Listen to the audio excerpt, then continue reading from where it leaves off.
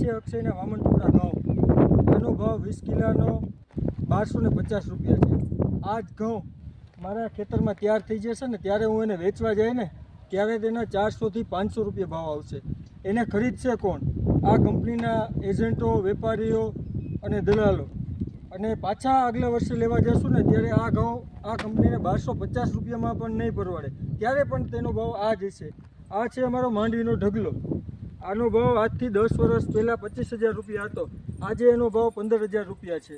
આ જમીન દેખાય છે ને તમને બધી, એ બધી ખેડૂત વેચીને જતા રહે છે, કારણ કે પૂરતા ભાવ એને મળતા નથી. એનું કારણ છે ભાવ ના મળે તો ખેતી કરવી પરવડતી નથી. વાડીએ મજૂર આવે ને એનો ભાવ પણ મજૂર નક્કી કરે છે. જ્યારે આ ખેડૂતની ઉપજ જે થાય છે ને એનો ભાવ વેપારી નક્કી કરે છે. આ કંપની ભાવ લે એનો મને કાંઈ વાંધો નથી, પણ ખેડૂત હોય એને એનો ભાવ કરવાનો અધિકાર હોવો જોઈએ.